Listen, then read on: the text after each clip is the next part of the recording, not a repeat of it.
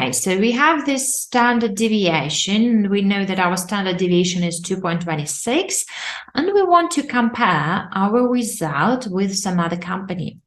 But the problem is that another company is of different size. And of course, they have different magnitude of sales, but we still want to compare our risk. So how do we do that? We do that by using coefficient of variation.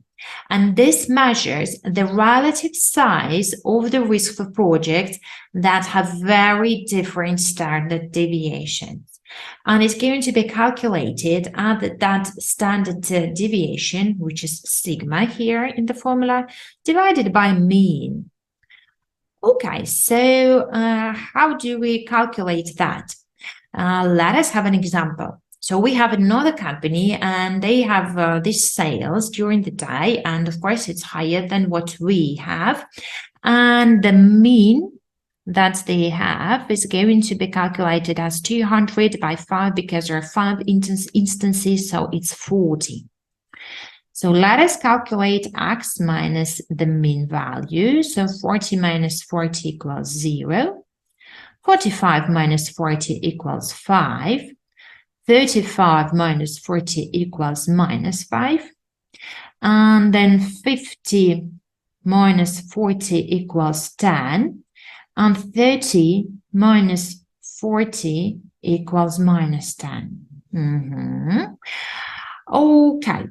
Well, actually, regardless of the deviations, when you are going to sum up this column, you are going to come to 0.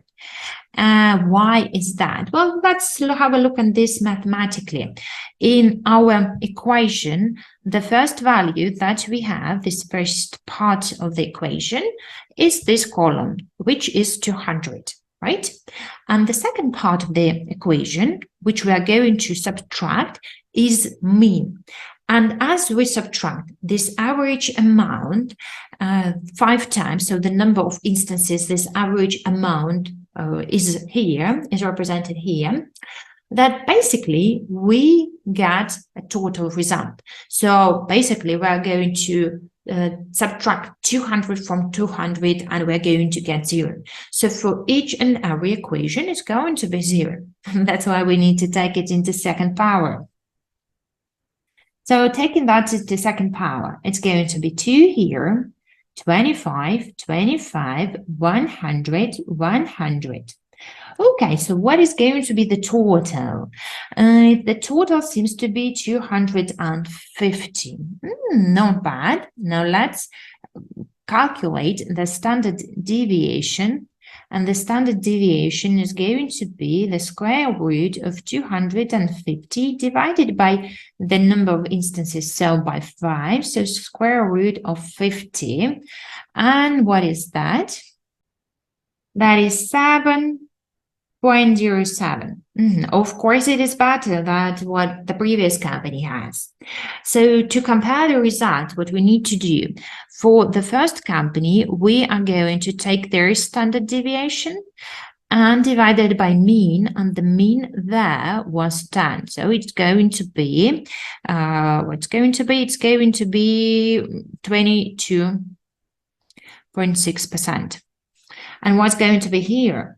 We take 707 and divide that by 40. So what do we get? We get 17.5%, something like that.